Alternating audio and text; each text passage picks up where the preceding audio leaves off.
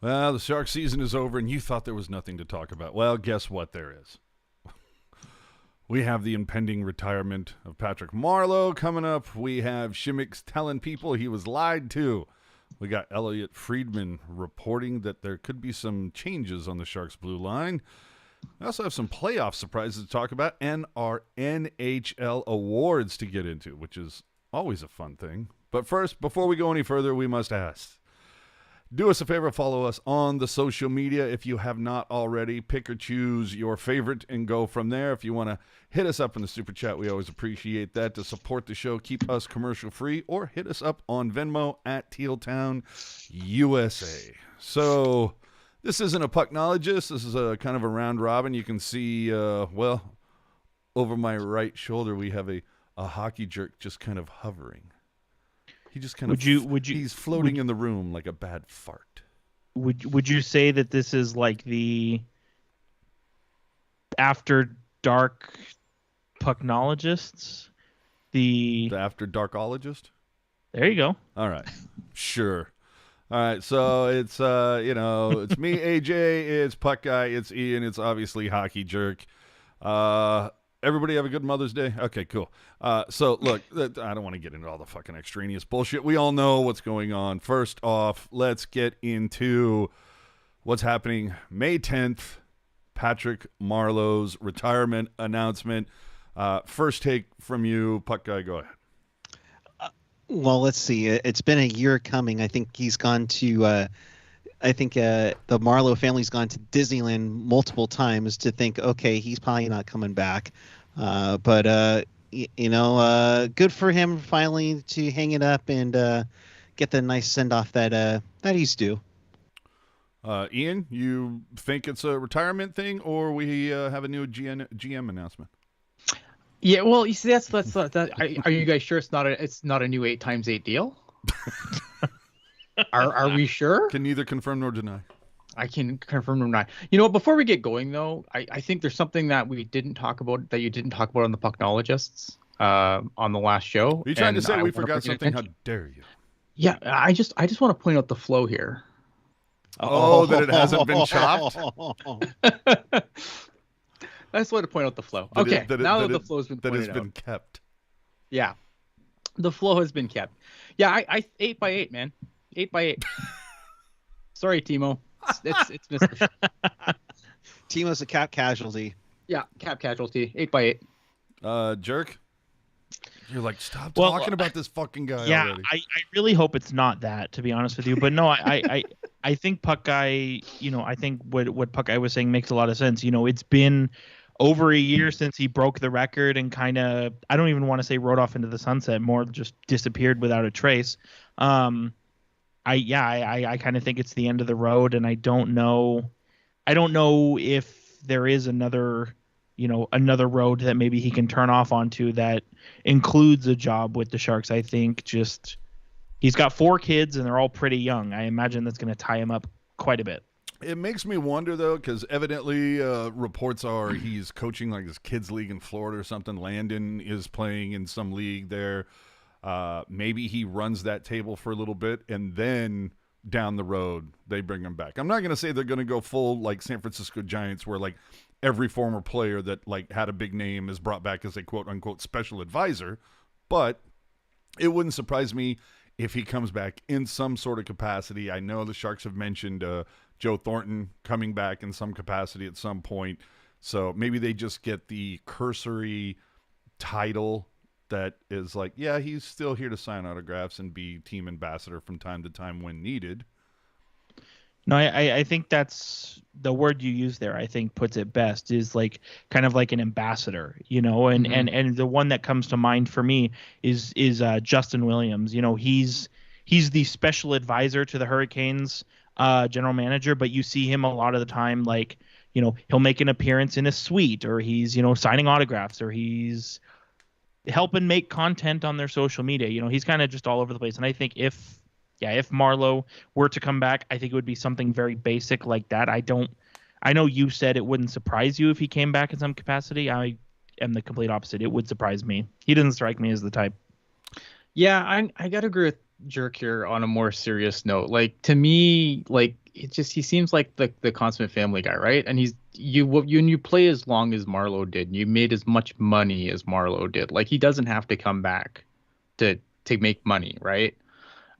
Part of me just thinks like this is a guy who's probably just happy being dad at this point. I don't think he wants now maybe they'll surprise me on Tuesday, but I doubt it. I think that this is a guy who probably wants to recoup lost time with family now. I'm sure once you kind of get that, used to that kind of family living, it's hard to go back on the road every day. It's hard, it's hard to get back to that grind. And to me, that's what I think for Marleau. I think he's probably more happy being a dad than being prime minister or GM or whatever else you might want to make him. So what I'm getting from you is he's not going to be replacing Roy Sommer or Donald Fair anytime soon.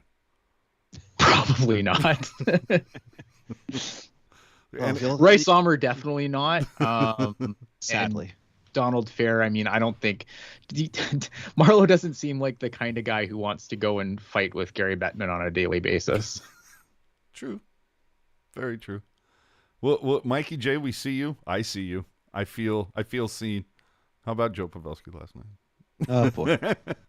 Keep it in church, buddy. Yeah, keep it in church. Sure.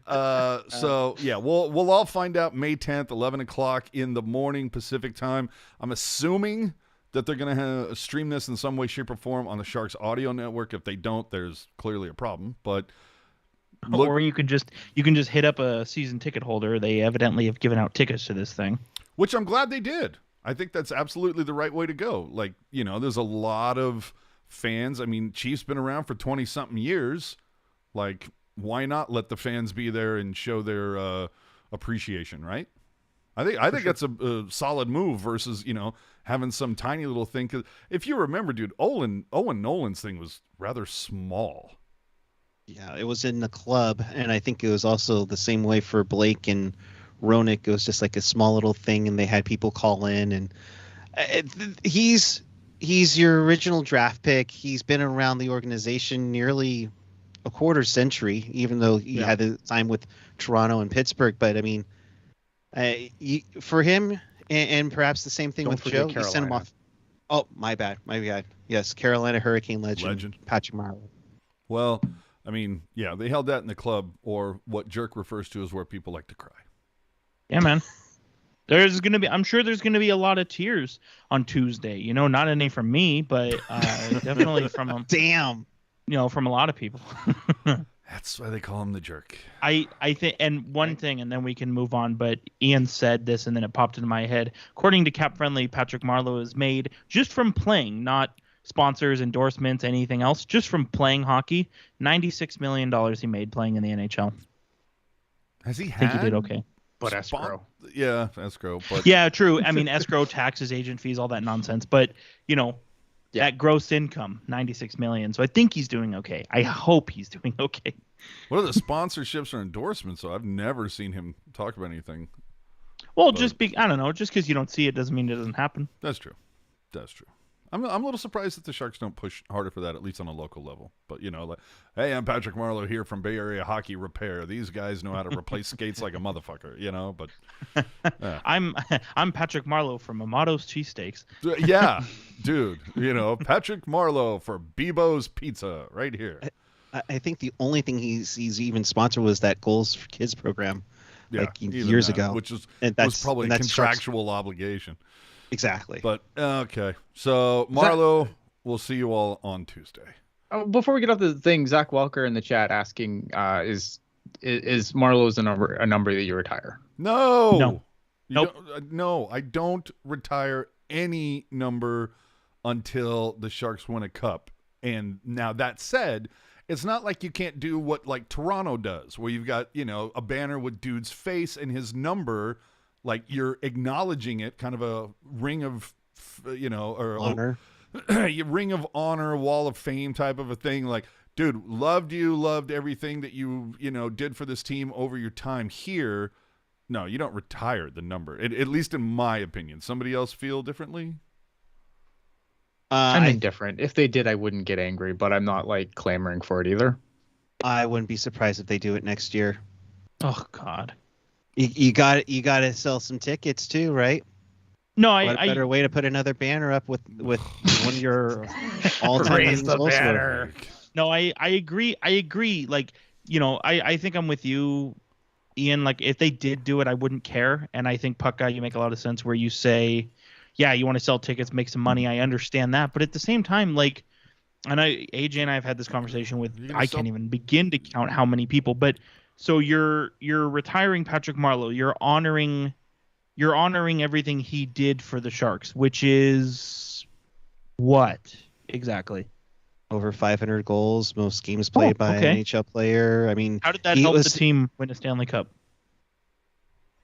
I'm gonna remember this later. I mean, he had some big goals. I mean, there were game winners in the playoffs. Why don't we retire Jonas Donskoi's number for scoring in Game 3 against the Penguins? He got that one. Barclay Goodrow, Game 7. Yeah, I think we should just one day. Dude, we should Thomas Bordelot the other day. Retire every number, and then just retire every number that has ever been worn in the organization, and then new number pool. The first team with triple-digit player numbers, 100 to 199. There you go. Oh, screw it. Let's just go emojis. Again, I just say that, you know what? Just put up his face with the numbers, similar to what Toronto does, and be done with it. It's I'm sorry? I agree. Yeah, I think that's the way to go. But good luck being that next guy that wears 12. Hey, Marcel Gotch was fine. Who? Marcel Gotch was fine. Though, Eric, that's a solid point. I think. Damn, Jonathan Cheechoo was fine despite Ray Whitney's prowess. Okay, no, but I mean, dude, Couture was fine after Jeff Friesen's legendary status. No, I think that's a good point. I think it's a good point, though. What? Just whoever wears 12 after Patrick Marleau is going to have an enormous shadow to live in. Sure. Mm-hmm. But it's, again, Marcel Gotch. There are numbers have been reused. It all happens. There are players I think are deserving of having a number retired. I'm not saying Marleau didn't do a lot for this organization. It's just, for me, the only reason you retire a number, if he had been a significant piece of bringing a cup to San Jose, he's the captain at the time, had played there, 15 years and, been on that top line and leading scorer and, all the things that go into it. Absolutely. Then I'd be behind it. But fact of the matter is I don't know if this is an institutional thing from the front office, an organizational thing, but it doesn't. I mean, at this point, let's be honest. There's been people clamoring to retire Nabby. So if they haven't done it all, yet, I just don't see them doing it for Marleau. But I may be wrong. I think Marleau is different than Nabby, though. I do too, but I just feel like if the Sharks were in a rush to retire numbers, I feel like there were a couple people that could have been looked at already. So I don't know that they're in a rush to do it. But let's move on. So we get the the obligatory Patrick Marleau stuff out of the way. Radim Simek coming in hot. Evidently, reports from, I want to say this came out of Czech media, but they talked to him and he said, I was told younger guys must play in my place. Coaches told me the decision came from management. Management told me it was the coaching staff's call. Someone lied to me. They didn't tell me the truth. And with the national team, I want to prove myself that I can still play ice hockey, but it's not nice. One always wonders who's telling the truth and who's not. I've been brought up to always tell the truth and be honest. I'm not saying they are not honest, but in this case, they didn't want to tell me the truth. It stings a little bit, but what can you do? Jerk, this just sounds a lot like they lied to me. They wanted to tell me the truth, but they lied. Yeah, well, here's the thing. And Simek is he is playing for Czechia in the World Championship, so obviously he's got a lot he's going to focus on. Obviously, I mean, we all liked Simek at one point in time. We thought he made Yeah, he made an instant impact on the team, but you know what? His play has slipped the last 2 years, and I think, you know, even with like just focusing solely on these comments that he made, like I'm not going to be at all surprised if he shows up, if he goes home after the World Championship and his Sharks equipment bag is in front of his front door. Like that's Keep it. Like he's not coming back to the Sharks. Like I know there was some question, are they going to trade him? Are they going to buy him out? Or, I think You think after he's these done? comments, I don't think he's done in the NHL. I think he's done with the Sharks. You don't come out and slam the organization, assuming that's what actually happened, because Google Translate can screw with things a lot, but I don't think you say all these things and then expect to come back and I'm really happy to be your seventh defenseman. Like I don't see it working that way. I always take these kind of comments that are, as Jerk said, language barrier, stuff like that, with somewhat of a grain of salt too, because the way they cover hockey in Europe is a little bit different than the way they cover it here. It's a little more tabloidy over there. Well, Ian, though, let me interject for a moment, though. Mm-hmm. A lot of this quote came from Shang's article, and he actually gave a hat tip to a Czechoslovakian friend for the translation. So I don't know he was taken too out of context.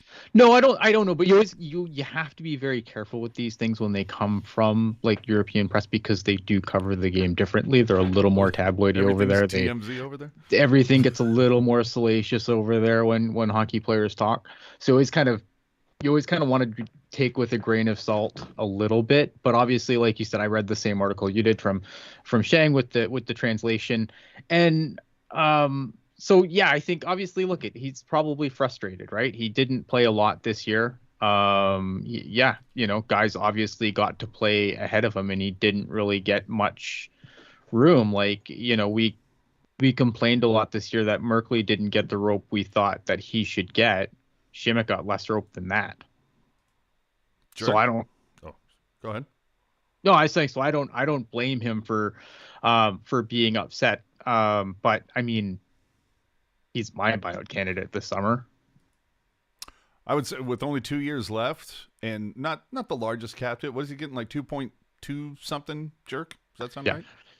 Yeah, 2.25, which it on its own is small, but when you factor in a Hurdle extension, a Meyer extension, True. like Ferraro as well, and Capo Kakinen, like you gotta Barabanov. And Barabanov, you gotta scrounge for change, through somebody's couch. Wow. Yeah. It's just, boy, it just seems sometimes when things start to get better for the Sharks, they get a little worse.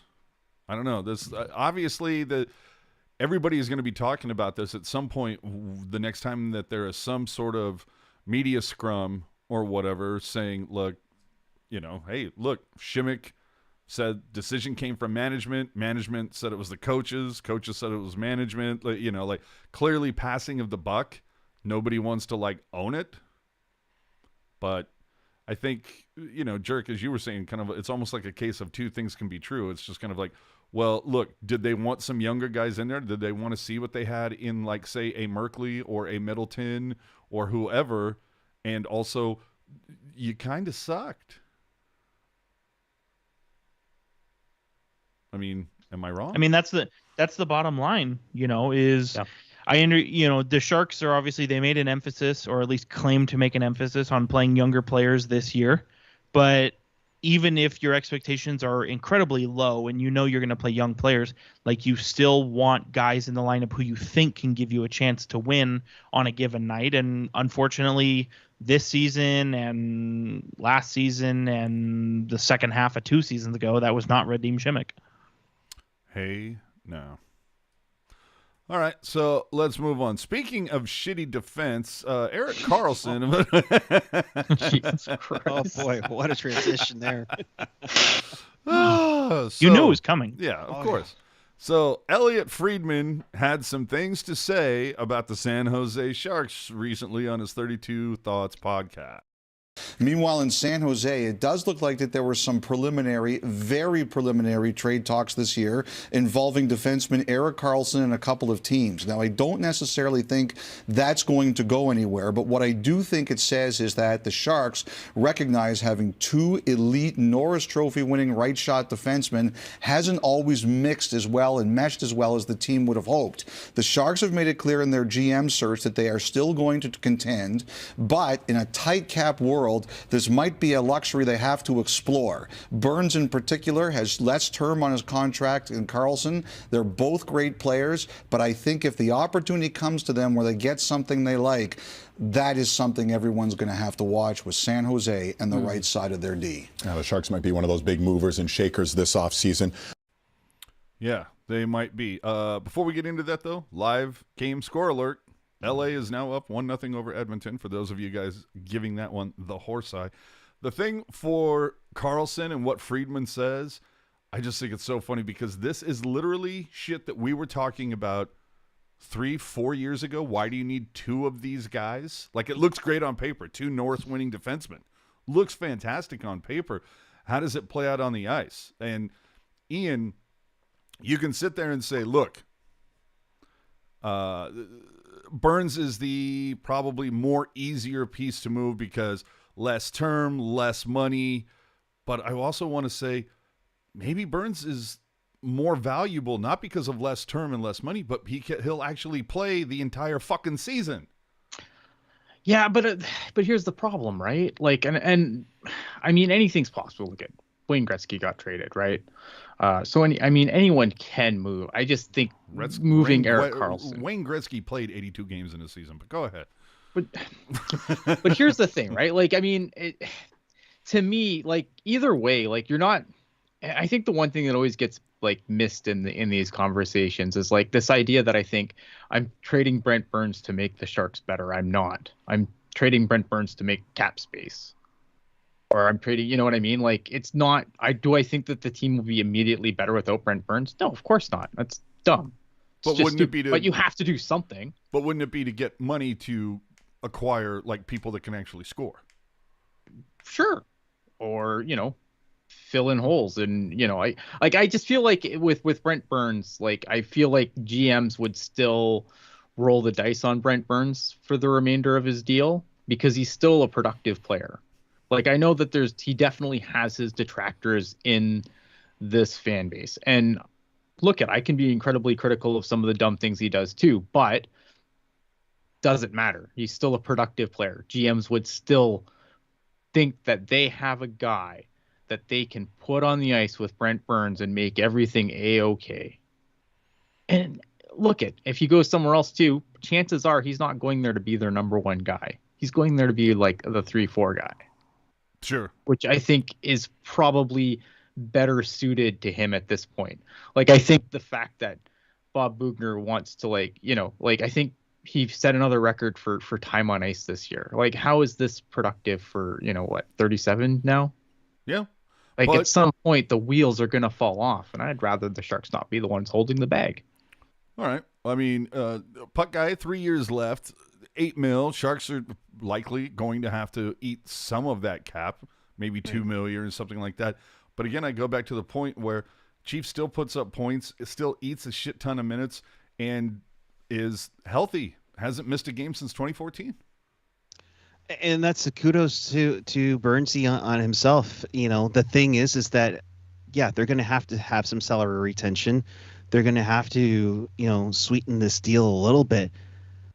How much do you want to sweeten the pot for them? I mean, you want to give up 25-50% of salary retained to get something down the road? And let's be honest here. If we're talking about Simek going someplace, you're going to be stuck with Erik Karlsson or vice versa with Brent Burns, who are you going to have play defense? You want more time with Milosh and Magna? I mean, we're hoping Knizhov is okay. We really haven't gotten a whole lot out of that outside the exit interview. And you still need to get, Ferraro re-signed. So they kind of need to make a decision on this, and they kind of need to make a decision as to who. And I'm kind of surprised that there was some calls about Karlsson, considering, as we said, the injury and well, multiple injuries. Let's be honest here. Yes, Burnsy can be more, more strength and less injury prone. And Jerk, I know you've mentioned it before, I think on Twitter and on the Pucknologist, for a guy who avoids, getting hit, how the heck does Karlsson get hurt so much? Yeah, I mean, you factor in that. You also factor in, we've seen, and I was actually going to dig into the data and because I have nothing better to do on my hands, go back the last 4 seasons and track this. But we've seen before where Burns plays better when Karlsson's not in the lineup. And so I don't know if that's a situation. I don't know that it works the other way. I don't know that you can say that Karlsson plays better when Burns is out of the lineup. I don't know if it works both ways. Burns has never been out of the lineup, so how do we know? Exactly. That's exactly my point. So I think, I mean, I'm very much like trade Burns, run with Karlsson, just from the perspective of tradability, right? Yeah. But I think if you had to pick one, for no other reason than playing 82 games, you have to go with Brent Burns, even though I think he's the worst player. All right. I go back to, I don't know, it's time on ice. Again, Burns eats minutes. Does he eat more than he should? Yeah, probably. And that's on the coaches, obviously. But it's, Chief is he's going to play a full season. Erik Karlsson is, you have no idea. So, again, though, this is all speculation, and It does make you wonder how Karlsson and Burns felt about Friedman's report. Although, to be fair, let's listen to Burns during his exit interview when he was asked about staying in San Jose these, next 3 years on his deal. No, I mean, San Jose's been a special place for us, for our family. It's definitely tough when you lose 3 years, not making the playoffs. I think everybody feels that way, whether they're young or older. You've got guys that they're third year going on their 4th year, and they haven't even played in the playoffs. So, at that early stage, they already realize that, they've lost those years to have a chance at it. So, it's at the end of the day, that's what we all play for. So, I've been in the league long enough to know that when you're doing these meetings at this time, there's a lot of changes that happen and need to happen, and obviously there's a lot of changes that are going to happen here. I think, when you're looking for a new general manager, there's a lot of things on the table. So I don't know. Like I said, I'm going to be staring at a squat rack in a little bit here and trying to get my head wrapped around that. So I don't know. San Jose has been a special place. Not is. Has been. Now that's probably me reading way too much into it. Is this the first time we've ever seen in a media kind of situation? I feel like this is the first time we've ever seen Burns that dejected. And I know you've mentioned it. Shang and Nick were talking about it earlier this week as well. Like, between questions, the clip doesn't do it justice, but between questions, Burns was taking a lot of time with his pauses. You right. The interesting thing, and you guys bring up how dejected he is. Burns' energy is huge in the locker room. When I did the outdoor game, he was all over the place having fun and everything. This is completely 180, and there are a couple of things to it. That's got to be frustrating to not be in the playoffs again. It's got to be frustrated to just have this struggle going on, and it's getting to him. I could see that maybe he wants out. We're not going to speculate if he does or not, but at the same time, dude wants to win, and he's been a proven playoff performer. The same thing with Logan Couture on this team. Get them into the playoffs, and they make magic happen. Ian? Yeah, I mean, and here's the thing, right? Like we already talked about it. Like he's 37. Like, is Brent Burns, like if you keep Brent Burns, is Brent Burns gonna see the playoffs again in his career? As a member of the Sharks? No. That's what I'm saying, right? And that's why, like, I understand, like that, and that's why I say, like, yeah, like the team will obviously not be as good without Brent Burns, and you're hoping other guys will step up and play a role. But like, if you don't do anything, then is this team going to be competitive again before Brent Burns calls it a career? Now maybe he's a freak and maybe he'll play till he's like 45 and then make us all look dumb. But going by your average, guy still playing, maybe he plays to 41, 42, but even then, like by then, how far are the wheels falling off? Mm-hmm. But guys, let's be honest here. At the end of that press conference, he was playing goaltender with kids. So, that's true. I mean, he could be our number 3 backup goaltender going into next season. You got that depth going on there. How many times has the Teal Town account said Burns for Vezina? I'm just saying, maybe there's something there. Yeah, but it's that whole idea of like, he's out there playing with his kids. He's having fun because the season's over. Mm-hmm. But it's, it sucks. But I don't know. Like, I don't know. And I think the one thing like would be easy to do is to read into this report and be like, oh, Erik Karlsson wants out. I just think that's copium. I think that's just, I think people believe what they want really, really hard, but it won't make it true. Well, speaking of Karlsson, let's listen from him for a quick second on the Sharks' new GM. Yeah, I mean, we'll see. That type of change hasn't happened here in a long time, so I don't really know how that will go over, how it will work. But usually when new people come in at positions like that, things are going to change, and quite frankly, things are going to have to change. No, like Erik Karlsson, things are going to have to change. Remember, this is the same guy who said before the season started, I didn't come here for a rebuild. Well, first 3 years of your deal, no playoffs. How are you feeling about your contract now? Jerk? I wouldn't say the Sharks are in a rebuild. It feels more like development hell, to borrow a term from the filmmaking industry.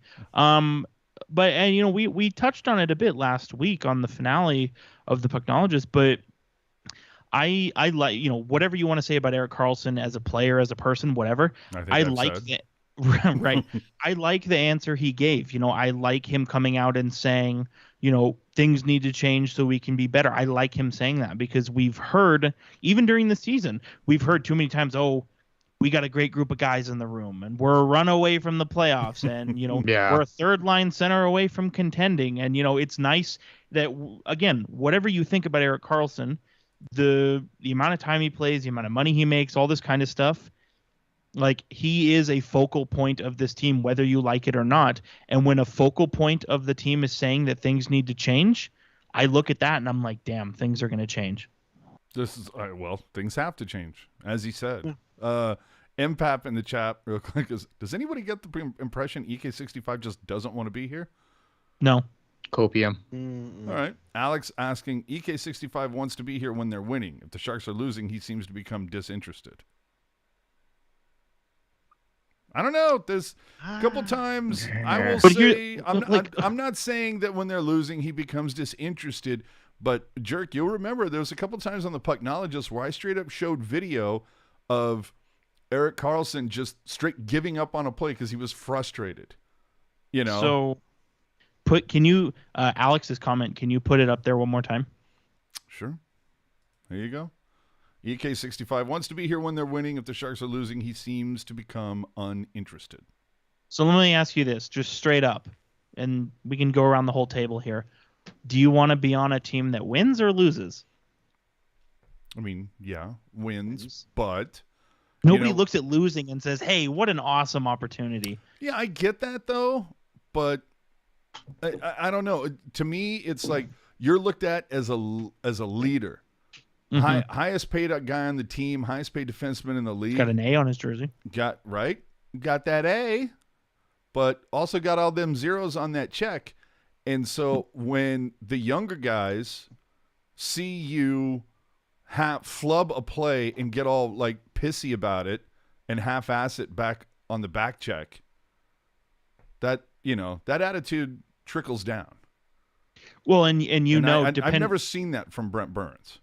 Well, and depending on who you ask, if a Karlsson or a Burns does that, it's because he cares and winning is important to him, and he's a very passionate, very competitive, and serious guy. I don't buy Whereas if a Ryan Merkley or a Santeri Hatakka did that, he's a bum rookie and needs to go back to Junior A and all this stuff. Yeah, that's the thing. Didn't Bugner mention that to Hurdle just in frustration over some plays early on this season, and that just helped?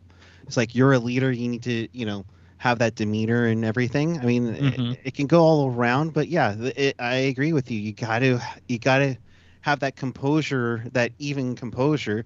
Yeah, you get frustrated, and that's understandable. We saw it with Couture at the end of the year against Colorado. There are going to be moments like that, but you also have to contain your composure and just keep fighting. You got to keep fighting, keep chomping on to get where you want to go. And yeah, changes do need to be made in the organization. You missed the playoffs the last 3 years, so something's got to give.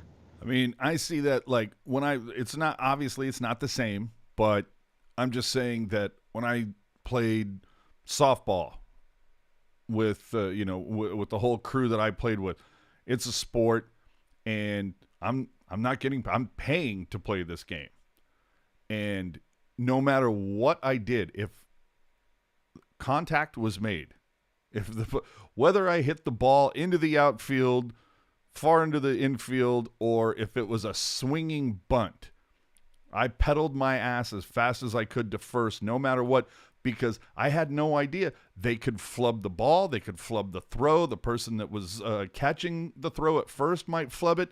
You never know. So always haul ass to first base.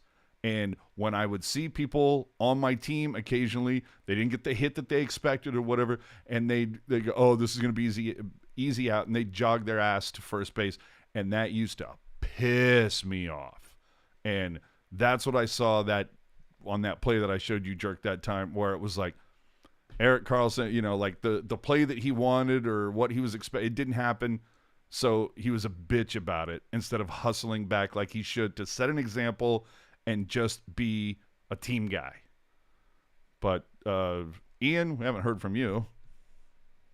I mean, I don't know, man. Like, I feel like we've hashed the Erik Karlsson thing to death. I think that Sure. Erik Karlsson, I'm not going to sit here and say Erik Karlsson's like the perfect fucking player, right? Like, he has his up games and his down games just like everyone else. I think Erik Karlsson has become a flashpoint for this fan base, and I think he gets more shit than he probably deserves. And I think that there's more things wrong with this franchise right now than Erik Karlsson's contract. And I know some people in the chat are going to roll their eyes and go, but Ian, that's when this whole thing fell apart. And if you couldn't see the cracks forming before this, then you're blind. But The cracks were there. Every team was coming. Every team needs a whipping boy. It used to be Brendan Dillon, right? For me. For sure. Like, for sure. It was Martin. Mine was Martin Jones for a long time. There you go. So as long as we have our whipping boy, we're fine. Go ahead, Jerk. I was just going to say, it would be nice if the whipping boy was somebody who, as I said a couple minutes ago, wasn't a focal point of the franchise. Yeah. Like I get it. He's Malash, a polarizing dude. Perfect I wish whipping he would boy. shut his mouth sometimes. There we go. That's the one thing I wish Erik Karlsson would do. Is just sometimes just shut the fuck up. Oh, dude, his line out of the exit interview when he said something about I chose myself for once instead of over the dude. Sounds good. Awkward. Yeah. Yeah, I mean, I get it, but at the same time, it's like, I don't know. I think hockey's a dumb sport where we glorify playing through stupid things. Especially when there's nothing on the line. Like oh man, that guy's a warrior. You played on a broken leg during a power play. What a guy. No, he's an idiot. Hashtag please like my sport. Fucking A. Growing the game. I don't know. All right. So, look, we'll see what happens this offseason. Obviously, if Karlsson or Burns is moved, would it benefit the Sharks if just one of them was? At this point, I would vote yes. Well, they have to do something. Like you keep. What are you going to do? What else can you do? They don't have to do anything, Ian. That's true. They don't. But if your plan is to return to contention by, which is what they keep spewing, and if you're going to do that by rolling out the same guys and, plugging in new random guys from the Barracuda, well, get comfy. Mm-hmm. All right, so let's turn that topic off and move to the NHL playoffs so far. For those of you giving the horse eye to the LA-Edmonton game that's currently on, LA up to nothing right now. Kind of a shocker, I would think, after the first couple games. But let's get into the surprises. Jerk, what's like before we go into series by series, what's like the one surprise you have so far? Honestly, I think it's the fact that the first two games the first three games of the series between Calgary and Dallas has only seen Calgary score 4 goals in 3 games. Whereas, when you go to the regular season, they were averaging close to 4 goals per game. Right. Mm-hmm. And I know you have it in your notes. You have it in our notes here. Wow. Washington leading Florida. That's a surprise. Not really. Pittsburgh over the Rangers. That's a surprise. Not really. Because, first of all, I picked the Penguins, and I want to let you know that again. But I think we all kind of agreed that, either the Panthers were going to wax the Capitals in 4 or the Capitals were going to grind them out in 7. I think we all agreed that was one of two ways that this was going to go down. So I don't really, seeing Washington up 2-1 on the Panthers, it doesn't really surprise me because it's one of the two ways I saw it going. I don't know about anybody else, all but right. Well, Ian, your surprise so far? Starting goaltenders are voodoo and no one needs one. Puck guy? Yeah, I'm going to go with what Ian said. How many of these teams wish they traded for James Reimer right now? Look at Carolina, and I thought after what Carolina did in Raleigh the first 2 games that they're going to finish off Boston early, and then all of a sudden Boston's fighting hard and getting in there. But yeah, Carolina and Florida. I'm getting shades of 2009 of a President's Trophy team that kind of looked like they had all the pieces and just like meh. I'm gonna say the thing that has kind of surprised me so far in a week's worth of playoffs is how many fines have been handed out. Penalties called too. Yeah, there has been, and we're so used to as hockey fans for watching the beautiful game for so many years, is that playoff time is usually that's when the whistles are left in the dressing room and the officials just go out there, hands akimbo, just fucking play, whatever, it's all good. So to not only see the amount of penalties, but just the amount of fines, and I think we've already had who was the guy was it Toronto? Somebody tried to kill somebody. Colton or something got suspended a game. Kyle Clifford. Yes. Yeah. The irony that he wore 43 for the Maple Leafs and he gets a suspension in the playoffs. Oh. So that is just been amazing to me that we've seen all of a sudden player safety out of nowhere said, "Oh wait, we're playing now? Okay, sure." I'm blown away by that. Well, especially because, Ian, one of Ian's famous lines is that the NHL playoffs are played under prison yard rules. Yeah. Prison yard rules. And yeah, I think I saw a stat where it was, obviously we've been through Tampa Bay, Toronto, we've been through 4 games thus far. And that series especially has seen an insane amount of minor penalties. I think I'll have to double check, but I think in the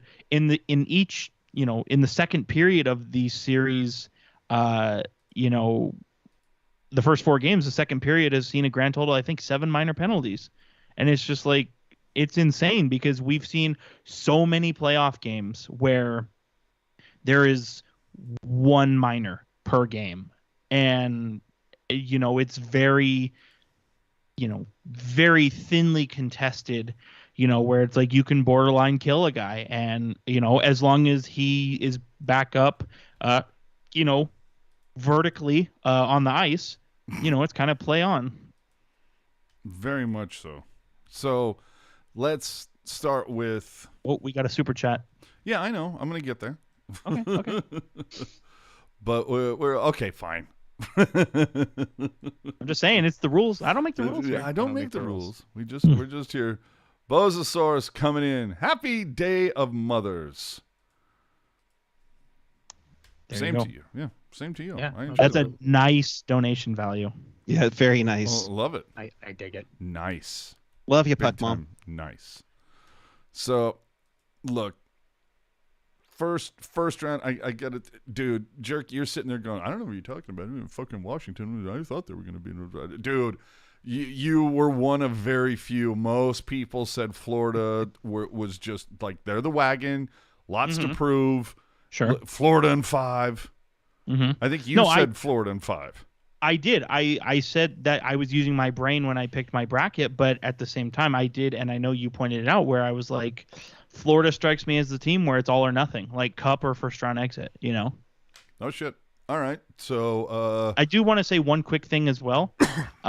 So Puck Guy, you mentioned how, games 1 and 2 of the Carolina-Boston series versus 3 and 4 of the Carolina-Boston series, vastly different, and I'm saying this very tongue-in-cheek. Do you happen to know who the starting goalie was in each of those 4 games? Just keep going. I'll be back. No, I thought it was funny, and I know we talked about it on Discord, and very jokingly, I said, after the Bruins are down 2-0, I said, well, the Bruins would be up in 2-0 if they had simply gone with Jeremy Swayman. And he started games 3 and 4, and games 3 and 4 were both wins. He only let in 2 goals per game. I mean, I'm just saying. Maybe the ultimate sarcasm was not so sarcastic after all. I don't know. Anybody? Yeah, I mean, I don't know. That series there, the Boston Carolina series, I thought that I had picked Carolina there because I figured that even without Freddie Anderson, I thought that Carolina's defense would carry them through. Now, am I shocked that Antti Ranta's made of glass and hasn't played since the first? No, of course not. Like that, I didn't realize, I forgot that he was the backup, and now they're down to their third goalie, who I think has performed well enough. Like I don't hang this on him at all. I think he's done pretty good, all things considered. I think Carolina hasn't been very good. Boston's always got that. Yeah, if they just get rolling just a little bit, they've just, they're upset nightmare fuel. I think they do it better than anyone else in the league. Like they've it's one of those teams where I think like they're definitely, the road is near the end for this group, but man, but if you give them an inch, man, they will murder you with it. So when I was gone for a minute, we moved on from Washington Capitals to. We'll go back. Oh. Is that what? Okay. So I mean, okay, fine. Then last looks at Florida, Washington. I think the thing with Washington that surprises me is that like it was the Ovechkin show this year, and I thought like you can't have a one-man playoff team, right? Like that just doesn't work. And I was just on the Florida wagon. And yet here we are. Like it's crazy to me to think that, I thought all they had to do, they had to shut down Ovechkin, series is theirs. And yeah. And Washington, weird. I don't know. Joe Thornton has not played in the first 2 games. I don't see why they would play him tomorrow.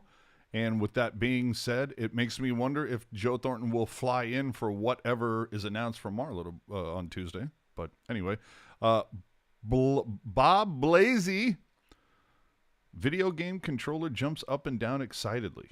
I like it. Dig it. You guys are talking about it while I had to hop out for a quick second. Carolina and Boston. Jerk, I will go back to Jeremy Swayman. Dude, I will go back to last Sunday when we talked about it, and I said Canes in 7, but I also told you Boston scares the shit out of me. Yeah, and that's what Ian was talking about, kind of saying like they're the ultimate upset. Like that team, even though they are kind of on their last, like they're built for playoffs, if that makes any sense.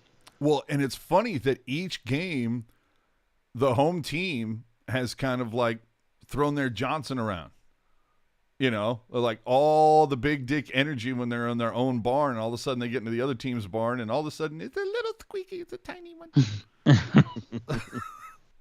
So, today, hell of a game. Lots going on there. Dude, I'm sorry, dude. Tony DeAngelo, what a bitch throwing his stick for the empty netter. Are you serious with that, Eric? It's pathetic because it's basically that's an automatic goal no matter what. So for throwing your stick on an empty netter chance, come on, guys. And then the stick break from the other defenseman as well. It's like, guys, like we were talking about composure earlier, you guys got to contain your composure because all of a sudden this is where the psychological battle kicks in. And now Boston's like, oh, we got them. They're rattled. They're rattled.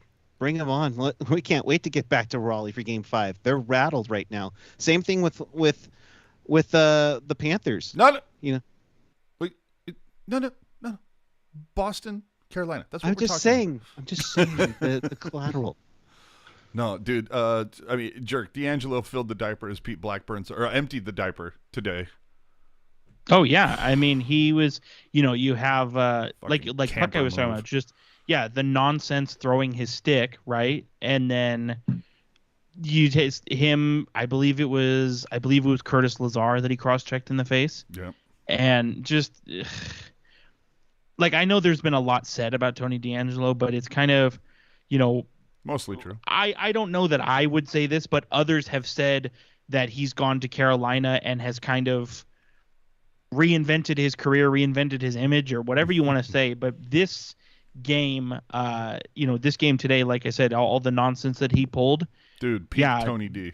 Yeah, that old image is back, and so it was. Yep. I kind of had a cheeky little smile seeing Chris Wagner blow him up in the third period, and Brad Marchand. As much as people want to say whatever they want about Brad Marchand, but kind of calling Tony DeAngelo a racist. I mean, I thought that was kind of funny too. I mean, Ian, it's look, tied 2-2. Home team wins all the time. I mean, Carolina in 7. What do you think Boston figures this out? You're never in trouble till you lose at home, right? So yeah, right now, I mean, if it keeps going this way, I mean, Boston has one of these teams has to beat the other on the road. And I feel like after today, Boston might have the upper hand going into Carolina. There's still, you know what though? But I think that the one thing about the Carolina Hurricanes is they are a very well coached team. So hopefully, I think Brendan Moore will get them kind of back on track and back and focused. I think it's easy to let a game like that get away from you and let the frustration overthink. But I think Brendan Moore will have them ready to play in Raleigh. All right, Toronto versus Tampa Bay. I mean, Jerk, you said Tampa's the sleeping giant last week. How you feeling right now? I still feel really good. Surprisingly, I'm not saying that as a dig. I'm just saying, I mean, you look at obviously Game 1, a 5-0 loss. Game 3, a 5-2 loss, right? But you look at Game 2. I mean, they pumped them 5-3, and today, a 7-3 victory for Tampa Bay. Yes, were 2 of those goals empty netters? Sure. And don't think we're not tracking the playoffs module, but like this team, and there's been a lot of talk. They've played so much hockey the last couple of years. They're tired. They're this. They're that. But we've seen they still have that ability to rise up when it matters most. And I think we're finally, Steven Stamkos finally gets on the board. We're seeing the Braden Point from the last 2 years we're seeing again. And I think ultimately, they would prefer Vasilevsky not let in 3 goals a game, but Vasilevsky looked dialed in today really until the third period. And so I don't know. Who's to say if this flips the other direction and Tampa Bay just cleans up? But I don't know. I personally think it's a fool's game to bet against the Lightning. I mean, Jerk, Game 5 in Toronto. That's the it could. And I'm sorry, I said Jerk. I meant Ian. Game 5 in Toronto. Will heads explode if Tampa wins Game 5 and takes a 3-2 lead back to Tampa? Heads will explode either way. It's Toronto. That's just it doesn't matter what happens. Heads will explode. Right. I think in this series, I never underestimate the Maple Leafs' ability to completely screw up my brackets. So I'm just prepared for them to just like, this is the year they're going to go, because this is the year I stopped believing they could do anything.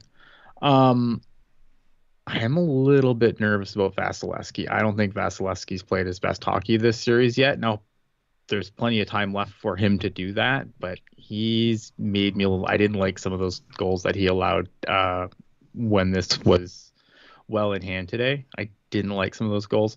So Vasilevsky has me a little bit nervous. But it's like, I don't know. I picked the Lightning in this series. I thought Vasilevsky would be better. I thought he would just shut down all their big guns and then just frustrate them, and we would see what we've seen pretty much the last 3 years of Toronto's playoff utility. We haven't really seen that yet, so I'm kind of nervous. Well, I mean, I had Tampa in 6, mostly because Jerk talked me into it. But Eric, I mean, how Toronto would it be for them to just lose the next 2 games? Oh, God. Seriously. We talk about mind games. I love what John Cooper was trying to say. Oh, well, Campbell's given up, average of 3.5 goals a game. I was like, well, yeah, but Vasilevsky's given an average of 4 goals a game in this series. I mean, yes, he's resilient with his 16-0 after a loss, but my gosh, you got to feel a little shaky if your goaltender's giving you at least 3 goals a game. For Toronto, take that as an advantage that you get 3 goals when you were getting shut down, where Tampa's usually known to just dominate and shut down a team. You got to use the crowd. You got to use the resiliency. You can't let Bunting get out of his game. In John Tavares, you need to help out in this sense too. The East is really good, guys. I mean, Toronto has been phenomenal all year. I would say if they were to go out in the first round, this one isn't as bad. It's frustrating that you still that Toronto hasn't gotten past the first round in 18 years. But I mean, what didn't the entire Eastern Conference that's in the playoffs hit 100 points? I mean, it's so close with every team. Mike with a couple of good comments here. First off, he said, I would be thrilled if Jumbo gets a cup, but this would be far from the storybook ending. He deserved to win as the main guy with the Sharks, not a healthy scratch. And the thing that we need to point out that either Ian or Jerk mentioned a scotch ago, that he has to dress for 1 Stanley Cup playoff game in order for his name to be etched on there. And so far, he's over 2. The other comment from Michael Meyer, which I think is fucking hysterical. Toronto winning Game 5 only to lose Games 6 and 7 would be the Toronto way. So true. It's true. Yeah, Not only that, but that would be very Tampa as well. Yeah. Like Tampa has a propensity for winning series that way too. What's the quote? This is not the ending we expected. And NHL, for the love of God, can you make them wear different types of jerseys? I mean, seriously, to have them that close and they're in the same division, for Christ's sakes. I mean, come on, Tampa. Stevie Y is gone. You don't need to look like the Red Wings in blue. You don't need to look like the Leafs in Florida. I don't know. Well, all right, the final one in the East, and this is the one that Jerk and I have the bet on, Rags versus Pens. And I'm going to say, in that first game, it was like Rags lost, triple OT, and I'm going, all right, fine. You know, it's triple OT, maybe. I mean, Shesterkin made like a bajillion saves, and okay, Pittsburgh got lucky. All right, fine. Rangers will be fine. And then the next game, what happens? 5-2 Rags win, and I'm going, okay, here we go. And then what happened? 7 fucking Pittsburgh goals. Shesterkin's yanked, and I'm going, fucking jerk gonna win this. Dude, like, you should know not to bet against me. You know? Dude, who owes who money right now? Well, I mean, here's the Okay, thing. then. Like a 1 out of 100 chance is still a chance, and Oh, fuck and you. that's I fine. nailed that. I have no should have got problem odds losing. on that fucking bet, to be honest with you. No, I just think, if the Rangers ended up winning, I wouldn't be too upset. I think this is the most evenly matched series. I think it's been the most exciting series. Oh, so maybe in the East. Sure. Yes. Like, so I obviously want the Pittsburgh Penguins to win. I would love to make us all square on the $5 bet for this season. But at the same time, if the Rangers won, we wouldn't be that upset, because this feels like a coin flip series, or where it's like, okay, whoever's got the puck when time expires, that person wins. Like, it's that close. You know what I mean? Yeah. And I want to get back to that playoff series in just a second, but Gen X brought this up earlier. I don't know if any of you guys heard it. Keith Jones had like a real dick fucking comment during the Tampa-Toronto game earlier today. After Tampa scored their fourth goal and it was 4-0, there was questions about Campbell being pulled. And Keith Jones, in between the glass, goes, well, maybe it's a sensitivity issue. Why would you say that? Campbell's too sensitive to be pulled. Fucking Keith Jones. Anyway, all right. I just needed to get that out of my fucking system. Ian, where are you at with the Rags and Pens? This is probably one of my favorite series so far. I think the games have all been pretty exciting. I think the Rangers are a team where I think I picked the Rangers to win here. Yeah, buddy. But like this, it's kind of a win-win for the Rangers, I think. Like, if they lose this round, then they kind of get that bloody nose that I think that everybody needs before they take that next step. And I think the Rangers, they'll only benefit, or they beat the Penguins and they go into the next round and look for that bloody nose elsewhere. I think it's been a really good series. I think I think Shesterkin's been still pretty good. I know he's allowed a few goals, but I think that Pittsburgh's offense, especially, like, they've had no answer for the Crosby line at all. Which you would think that would be job one, but they've pretty much had no answer for that, especially on the power play. And credit to Louis Domingue coming in again. Tristan Jarry's out. Casey DeSmith goes, gets the weird injury in overtime and then ends up, getting surgery. He's out for the playoffs basically. And now, Louis Domingue's had to come in as the third string guy, so I give him a ton of credit, because again, starting goalies are bullshit. No one needs them. Now you also have to give credit though too. I mean, they know Domingue's back there and they're giving him a shit ton of goal support. Correct. I mean, Eric, I got to be honest. Like, with that first game, triple OT, obviously won by a goal. I thought that, this series might be primed to be one of those where it's like every win is just by a goal. We might see 2, maybe 3 overtime games in this series. And then after that 5-2, it's like everything has been a 3-goal win since then. I don't know if we're going to see that tomorrow in Pittsburgh, but your take so far on this? Eat a lot of spicy pork and broccoli during the game. Yeah.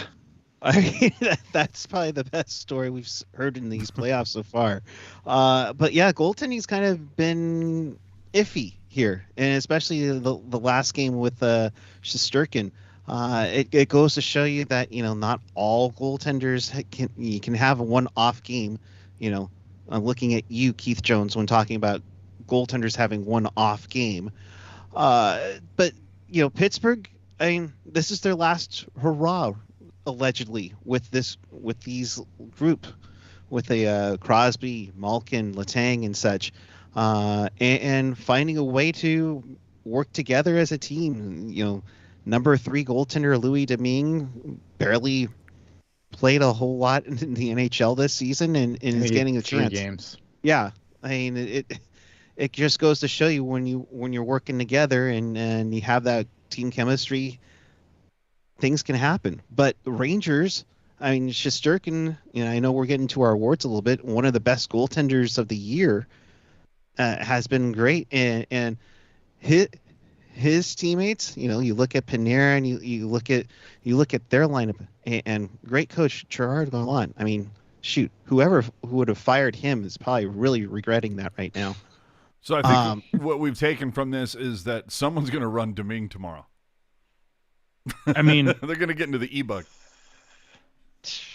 It just feels like this feels like, and not to say that I'm picking Pittsburgh to win the cup by any means, but the story of Bite Louis your Domingue, tongue. he comes in triple overtime, and he's hoovering spicy pork before the period, and He's just all this hoovering? like all this nonsense, and this feels like Jordan Bennington in 2019. This feels shut your whore mouth. feels like the Hamburglar, right? Where the warm and fuzzy feelings are going to carry them to a round, I hope the Rangers. What a win coming out 10-0 party tomorrow. for Capo Caco, though. Finally. Yeah. Yeah, It's about time. I think big coming out party for him this series. And did I read that Goodrow's out for Game 4? He's out for I think he's like week to week. Oh, crap. That's the one guy you're looking for to score that extra goal. All right, let's move over to the West. Look, Avalanche versus Preds. This should have been over in 3. It's a waxing, dude. Yeah, dude. The fact that Nashville took them to overtime in Game 2, I was like, really? They can't find really? I mean, 7-2, 7-3, but 2-1. Okay, either way, maybe I don't know.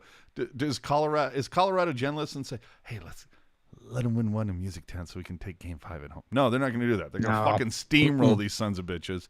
So I would look for a 5-1 victory for Colorado tomorrow. I mean, Erik, this to me has been the steamroll series of the first round. If there's a team that's on a mission, it's the Colorado Avalanche. I think they've been wanting to get back ever since they lost in the bubble. Then they lost, what was it, round 2 to Vegas? Yeah, and they've been on a run, and don't piss off Nathan McKinnon. They've been pissed off since they lost in that round versus San Jose in the second with the skate. With what was it, Landeskog? You're right. No, good call, AJ. They've been on a run, and this is, I think we all were saying this when we were saying it was either Dallas or Nashville that Colorado was gonna get, and they're just gonna wax them.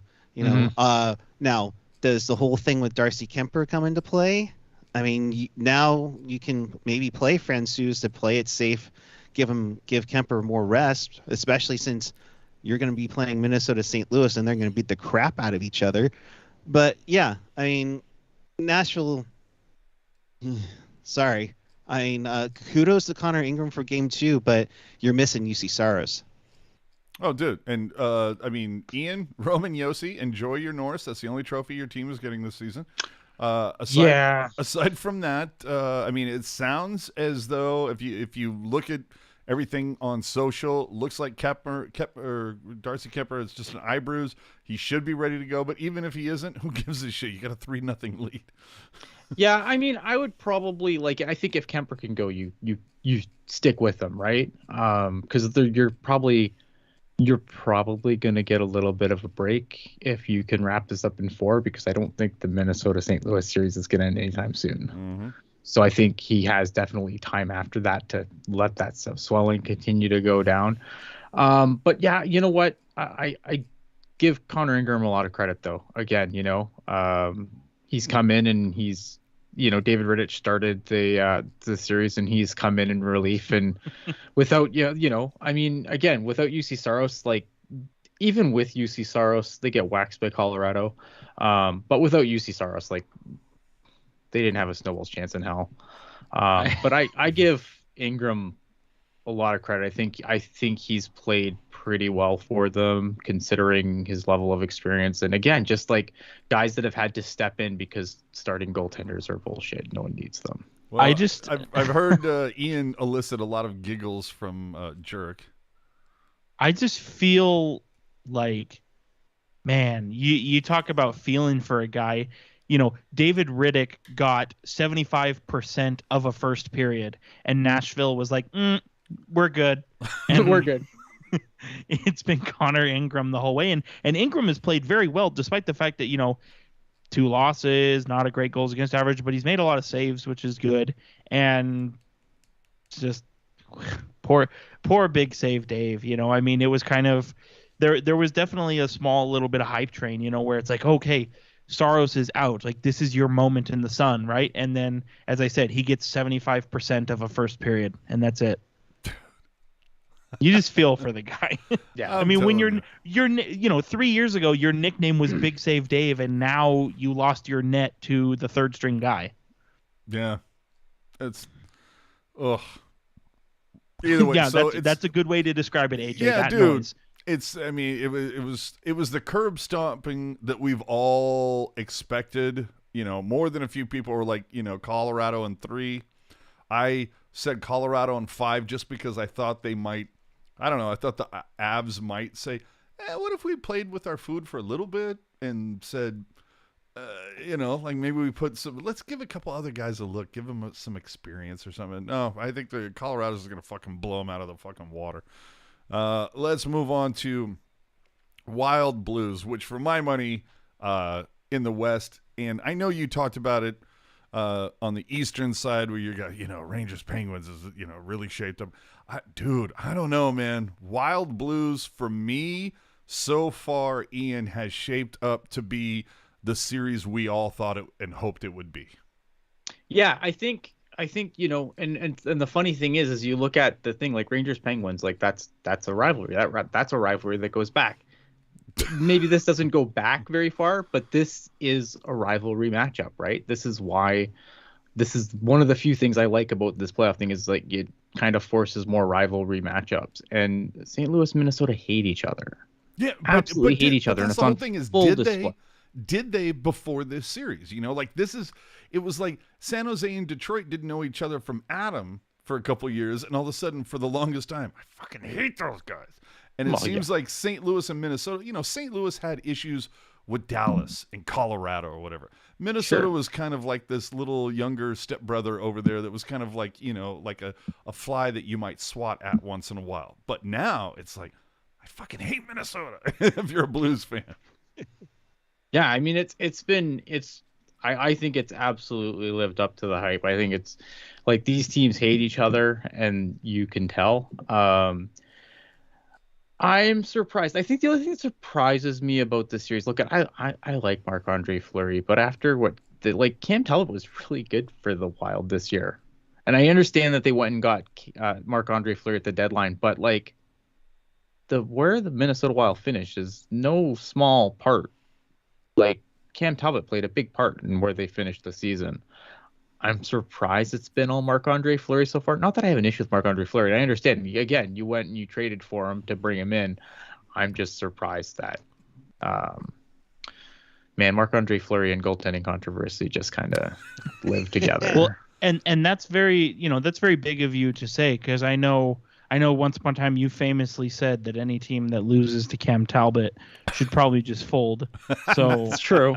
How far they've come. But no, I think, they've only met in the playoffs once, within, I should say, the last, 6 or 7 years. But, the last time the Blues and Wild met in the playoffs, that was the year where the Wild were really, really good, and they were all in. They acquired Martin Hanzal, and they were very serious.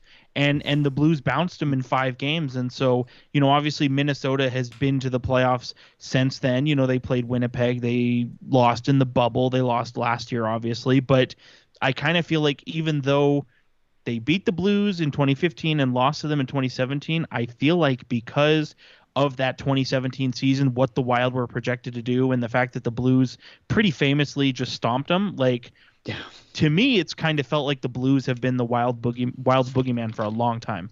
Dude, I thought, dude, when you were talking about how long it's been, I saw it, Ian. I think the last time these guys had an issue, Grant Fuhrer was in goal for St. Louis. Well, like, I think you're gonna fucking go there. But Chris Pronger was captain of St. Louis. But the fact that it's like each of the first 4 games, it was a 4-goal win. 4-0, 6-2, 5-1, and then the last one, okay, by 3 goals, whatever. But this has lived up to the fucking hype jerk. And we talked about this last week. And I'm pretty sure I have Minnesota in 7. Where did you fall on this last week? I said, which I may have to read. I think you said Blues in 6 or Minnesota in 7. I said Blues in 6, and I still feel, and again, I do like what the Wild have done this year, and one of my good friends is a Wild fan, but I think with how much the Blues score, and I know me and Puck I have talked about this, it's hard to sleep on the Blues when you consider how many goals they score per game. They do score, and they did. I thought they finished off the season probably better than just about any other team those last few weeks, whereas like Dallas was like, no, we're just going to back right the fuck up into this. So the fact that St. Louis kind of came in on a steamroller, I was a little kind of like, I don't know. But you listen to our buddies over at Let's Go Blues Radio. They had a couple losses on the blue line that had them shook or rattled, as you guys like to say. So next one at Minnesota. I think if Minnesota wins this one at home, I think they got this one. I think they got it. Puck guy? You guys talk about Wild and Blues. I kind of go back a little bit further with Blues and North Stars as how the St. Louis-Minnesota rivalry kind of matches up. The North Stars and Blues were always a hated series for many of years ago. So you kind of have that little bit of niche coming back in there. To me, St. Louis, I picked them to be in the win in 7. And then, of course, Bennington comes back and wins Game 4 for them today after Husso gives up, 11 goals in the last 2 games prior to today. Yeah, because starting goaltenders are bullshit. So now, and kind of go with what you're saying, Ian, is Alan Walsh prepping a potential knife through the sword with Fleury in a Wild uniform if they go with Talbot for Game 5? Did he just say knife through the sword? He might have. I think you mean sword in the back. Yeah, that too. I've been up since 3 a.m. Shut up. Dude, I'm like 10 beers in. Fuck you. I think like the thing with the Wild too. I think the thing with the Wild too is like the reason I picked the Wild and I picked them in 7, which means I really have no bloody idea. That's how you can tell I don't know. But like the Wild to me, I just figured like they have to go for it this year, right? Like the Wild have pain coming. Yeah. They have pain coming. I think that's why I gave them the edge, because like it's now or never for them. Not never, because Kaprizov's still like a baby. But there's going to be some pain over the next couple of years where they're going to have to make some sacrifices to be a cap compliant team. Oh, and there's a lot of people that gave Billy Guerin a shit ton of credit for his moves leading into the deadline. You know, like he played it right. Like he's aware they're fucked for the next couple of years based on the cap. So make the moves you need to make. And I don't know. I just hope Kirill remains the thrill. And he's been so good. And not only that, but the last time I looked, it doesn't hurt when you get the reigning Vezina winner. But that's just me. Let's move on to Flames Stars, and we can talk about St. Pavelski, my man. Oh boy, here we go. Here we go. How many goals does he have so far? I think like more than anybody. But this has been I got to admit, this has been a way tighter series. I said Calgary in 5, and we know that's not happening because the Stars are up 2-1 right now. So, I mean, holy shit. I am really surprised. Now, obviously you have to give credit to Otter, who has played very well. Markstrom, I don't know. Maybe he's shook in the playoffs, but we've already seen 2 shutouts in the first 3 games, which I think is a little like, really, I'm shocked by that. That in 3 games, Calgary's only been able to manufacture 3 goals after what they had done before. So, I mean, Ian, you're in Canada. Have you seen Johnny Gaudreau's face on a milk carton or something? I think it's weird, because like you look at the way the Dallas Stars played to enter the playoffs, and that had disaster written all over it. Like if you look at what they're in their last, I think 10 games, who did they beat? What, the Coyotes, Like the Sharks, Devils. the Devils, and the Golden Knights. Like they just like everyone else they played, like they backed into the playoffs so hard, and I thought, this is disaster. Plus Calgary was filling the net all season. Dude, the last 5 games that Dallas played, their goal song was like that sound you hear when the garbage truck is backing up. Beep. Yeah. Beep. Beep. That was their goal song. They backed up so hard. Yeah, and I'm really upset right now because I thought, okay, Edmonton's going to beat LA, Calgary's going to beat Dallas, and we're going to get a Battle of Alberta. It's going to be great. And then Edmonton can fuck right off. Right? And everything would be good. We'd get a great hockey series to Edmonton. And now I'm like, who? Now I'm thinking, well, shit. Now what are you going to do? Like, if Dallas, if Dallas gets through Calgary and then plays the winner of Edmonton, LA,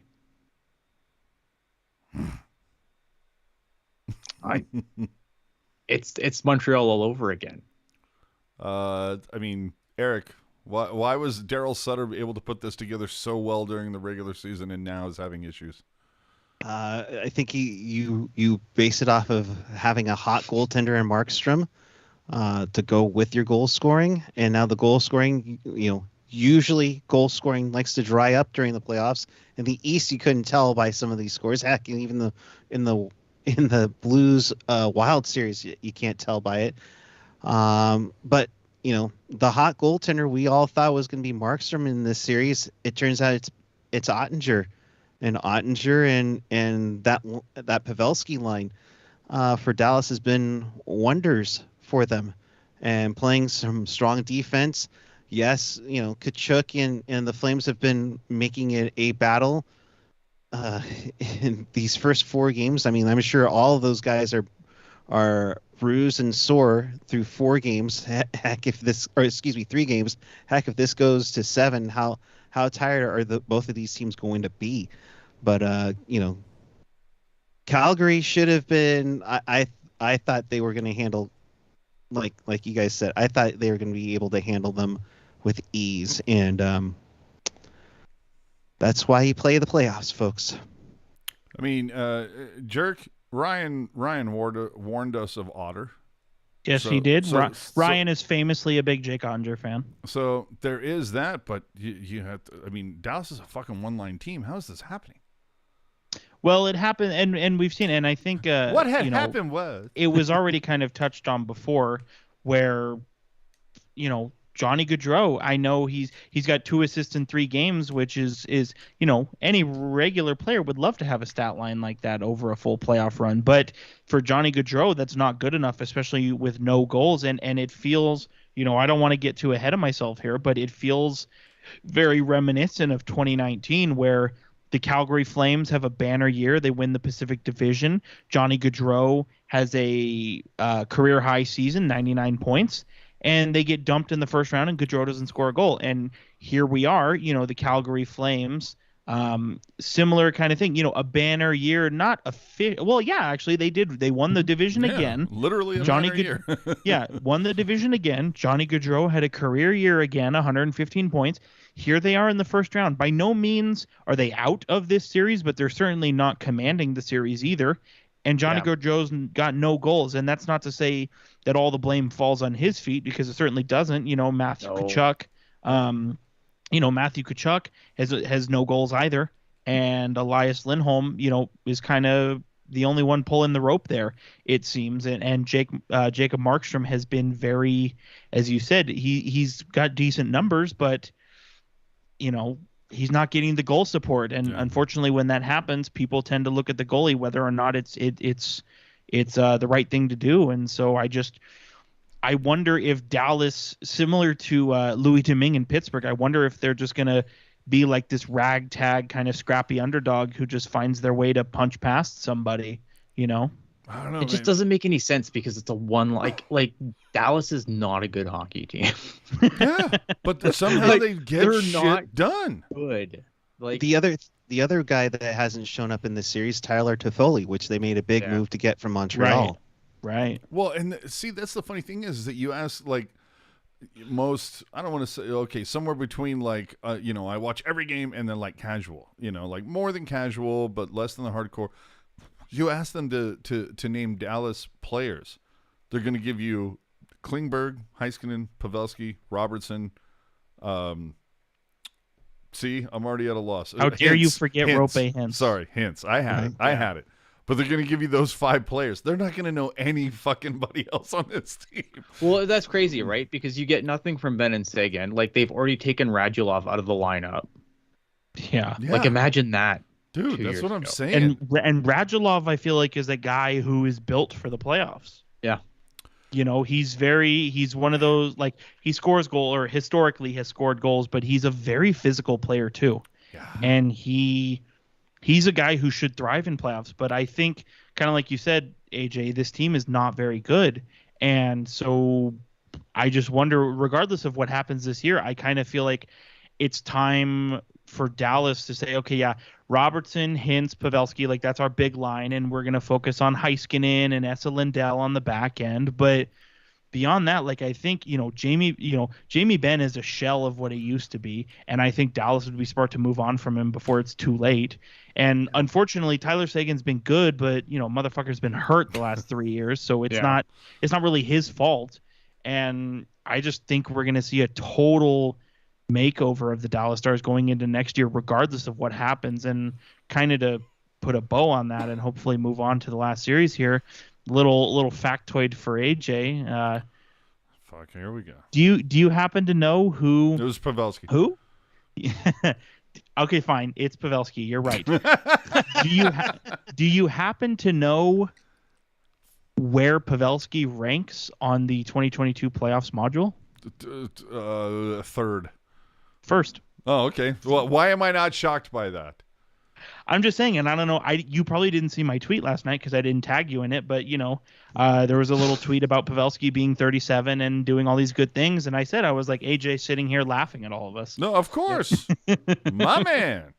But well, we're gonna see what happens. The thing that to put a bow on the Stars Flames thing, I just get a kick out of the fact that like 7 weeks ago there was all this talk about the Stars moving Pavelski. Klingberg wants out. Like there was a lot of talk about pieces being moved when they're sitting on the bubble. And here they are, up 2-1 on the Pacific Division champs. You have to, and the next game is in your barn.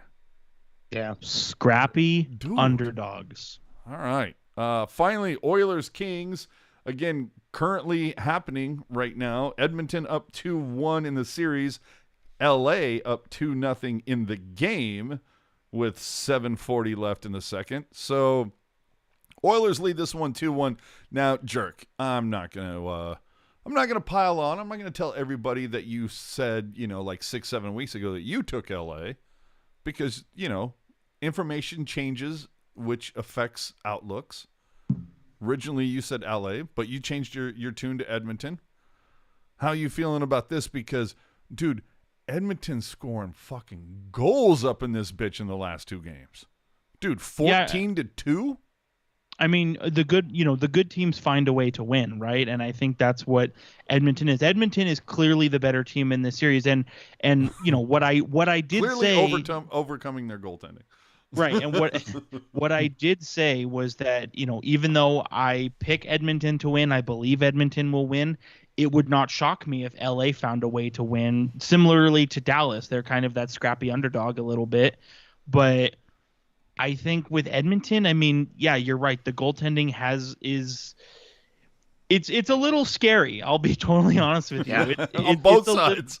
It's a little scary, whether it's Mike Smith or whether it's Koskinen. Or But Quick. yeah, but you know what though? Mike Smith has held it in there, 946 save percentage, and like you said, the Kings are getting just bushel baskets full of goals, my man. Like it's just No, the Oilers. I'm sorry, yes, the Oilers, like, so they only get 3 goals in game 1, but it was a 1 goal. Didn't Kane have a hat trick in game 3? Well, that's what I'm saying. Game one, they lose by 1. Okay, big deal. It's a coin flip. But like you said, games 2 and 3 combined, they have 14 goals. And yeah, they got no goals tonight, but there's still a lot of game left to play. I mean, Ian, at this one, I got to be honest with you, Ian. There was a lot of times where I was just like, man, I feel like RNH gets a lot of extra pub, and I don't know that I see too much to back it up. But this He's their teddy bear. I was gonna say, but this playoffs though, dude, that RNH has been some shit. Yeah, I think it's hard to stand out on a team that has Connor McDavid and Leon Draisaitl. Like, obviously, when you're in that shadow, everyone looks small. I think. I think the thing about this LA team, like, I picked Edmonton to win this series, but the thing about this LA team is, like, this LA team, it doesn't matter. They win, they lose, it doesn't matter. They're playing with house money. Yeah, it's house money, right? Whereas, like, Edmonton has everything to lose because if Edmonton doesn't get out of the first round again, like, what a disaster for them, right? Whereas, like, if like, Edmonton to come back and win this game 7-2 and then wax them, 8-0 the next game, and LA's like, okay, fuck all, yeah, like, LA's fine. LA comes out of it just fine. I think that's clearly, a dangerous thing. Clearly punching up LA. Oh yeah, absolutely. And I think it's like they're obviously a team on the rise, but it's not their time now. But I think LA, the one thing that's interesting about LA is, and it's to kind of cartwheel over to the Sharks for a second, is like everyone always talks about how like the Sharks aren't rebuilding because they haven't stripped it down to the bolts. LA's been rebuilding. Mm-hmm. Who'd they move? Jeff Carter. Kopitar's been there the whole time. Quick's been there the whole time. Doughty's been there the whole time. Dustin Brown's been there the whole time. Like, you don't have to strip it down to the bolts to rebuild. And I think LA's a good example of that. And I think it gets lost. So I thought I'd just throw that up. No, that's a fantastic point. I mean, Jerk, how long has Connor McDavid been in the league? Like 6-7 years? One playoff win to his credit against the Sharks, obviously, oddly enough. But right now, this is looking so far could be an even series going back to Edmonton. It's been some sus goaltending for a few of these games. Again, LA's playing with house money. If Edmonton gets bounced in the first round, you can't blame this on Woodcroft. Like, it almost makes you wonder, like, who pays the price if Edmonton loses in the first round? You can't blame it on the general Woodcroft. Manager. Yeah, you blame it on the players and you blame it on the general manager. I mean, we've talked about it, especially I called on Puck Guy, but go ahead. Well, you said jerk. You said jerk. Oh, did I say jerk? I'm sorry. Go Well, ahead. we can throw it to Puck Guy. That's okay. The only thing I wanted to say really quick, and then it's all Puck Guy, but we kind of made the joke many times on TTG version 3.0 last summer, whereas like the Edmonton Oilers, it was really important to them to kind of rebuild their goaltending and get a new look, and they went with the same 2 guys. So if it does blow up on them, you can't really be surprised. Puck Guy? Skylar coming in. Ian, stripping bolts is easier than 2 cups. Oh, stripping bolts is easier with 2 cups. Yes, me. but it's a solid point. Solid. Yeah, point. it's a solid. But here's the thing. It just shows though, like, you don't have to, like. The thing is LA has used they've used their draft capital very well, and they've developed very well. That's the key, right? Oh. You can sit at the bottom of the league. Like, look at pretty soon. Quick's got him coming off the book soon. Dustin Brown's going to retire. Like these guys, these contracts are coming up similar to how some of the Sharks contracts are coming up. And I loves me some Turcotte and Byfield. That's what I'm saying. Like, it's just, is it easier to do that? Yes, but I'm just saying, like, a lot of people, they're like, oh, well, no, the Sharks are never going to get better because they haven't traded everyone. You don't have to. You just have to draft and develop well. Well, somebody let Puck Guy get in on his Kings Oilers take. Sorry, go ahead, Puck Guy. No, Oh, you don't want to talk? Okay, Jerk, go ahead. Okay. No, it's all Puck Guy. No, Ian, you made some great points in regards to the goaltending. Like, why are you want to make change and then you go with the same two guys, and that's probably your shakiest issue here. You have the scoring, you just need to. And Mike Smith has played fairly well in this series, like you mentioned, Jerk. And I'm surprised that Quick, gets the net in after disaster, the last game. But I'm kind of like all team chaos. Yeah, I picked Edmonton in 6, but man, if LA were to upset them, oh man, you have to wonder what the heck is going to go on in Edmonton in the off season.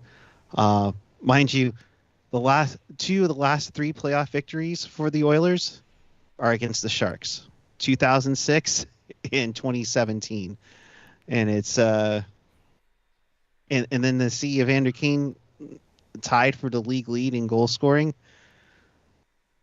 It's like, come on, guys, something's got to give with what's Edmonton's going on here, Well, and that's the thing to kind of put a bow on this whole deal, and it goes back to all Sharks and all the talking points, but it is what it is.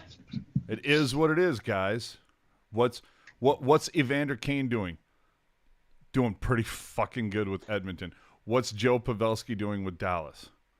Pretty fucking good there. And everybody sits there and blames either Pavelski or blames either Kane or Karlsson for not having Pavelski. I used to think of, well, Kane was a fucking, he was a locker room cancer and blah, blah, blah. Or too many personal problems. Doesn't get along with them. Okay, fine. Fucking guy scores goals. Do I want him with the Sharks? No, I don't. But I was going to say, we're not seriously, like, advocating for Evander Kane here, are we? No. Okay. But I'm just saying, it's just the whole idea of, like, out of the 3 personalities that seem to be in this Bermuda Triangle of the San Jose Sharks, where it's Pavelski, Kane, and Karlsson.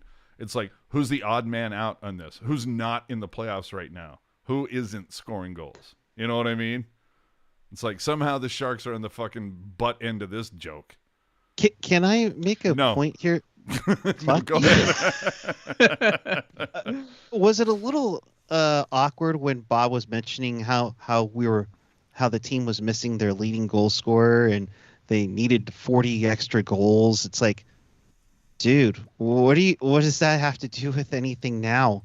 He hasn't been with the team all year. I don't think he was calling. I don't think that was the thing about Kane. If anything, I think that was more of a dig at the front office, honestly. Right. Yeah. Well, and we saw, right before Pete DeBoer was fired. Who? Funnily enough, right before DeBoer was fired, we kind of saw a similar thing happen where, Tim Heed moonlights as the fourth line right winger. And when Pete DeBoer is asked about it, he says, well, needed an option at forward, and Tim Heed was our best choice. What does that tell you? Something to that effect. Yeah, front office and doing the job. Yeah, and Guy was fired like 2 weeks later, and that's not to say that in 2 weeks Bob is going to be fired. I mean, God willing, but only 1 year left. But it's the same kind of thing where Bob. I think you're making a comment like that about your boss, and then you expect to still be around. Like, I don't know, man. I think, Puck Guy, you mentioned the whole 40 goals thing. The thing that I find hilarious about that is, so Bob says, okay, if we had 40 more goals, we're probably a playoff team. Well, take a look at the standings. League could say that. Okay, correct. But take a look at the standings. If the Sharks miraculously found a way to score 40 more goals this year, their goal differential is still -10. You don't make the playoffs with a -10 goal differential. Oh, I would disagree, my friend. Unless you're Dallas. Yeah, exactly. And they had decent goaltending, throughout the year too. But yeah, you make a good point. They need more offense. And we've talked about it all year, AJ and I specifically, where we've said, the Sharks are last year to this year, the Sharks are a better team without their best player. And so I think if anything, that right there is like, oh my God, we're a better team without our best player. Imagine how good we would be if we had a player of similar ilk, right? Mm-hmm. I'm just saying. All right. So we put a bow on that. Let's move. Let's have some fun. Let's talk about the. You haven't been doing that already? No. Well, I mean, yeah. But let's talk award picks. So, I mean, tomorrow they're going to announce this is basically award 2 weeks. The finalist announcements are coming out May 9th. Tomorrow it's going to be the Norris. On Tuesday it'll be the Vezina. Wednesday is the Calder. Thursday is the Hart. Friday will be the Lindsay, and then the following week, Masterton, then Selke, then Bing, then Adams, then Clancy. For the giggles, Teal Town wanted to get in on this and say who our nominees would be. Now, Jerk is he is one of those people that loves to cobble together all the picks into one big, beautiful pick. But if if you want to see what everybody's individual ballots are, save Dana and Landy, you will be able to find it on this on Teal Town USA, the post for this one. For whatever reason, Dana and Landy were unable to you know what it was? They were caught stuffing the ballot. But anyway, let's Jerkman, let's start with the Norris. Where So what you just want? Do you want like Teal Town USA's 3 nominees? Is that what you want? Sure. Okay. Or we can bandy about the 4 that we chose, but we can give Teal Towns on the post.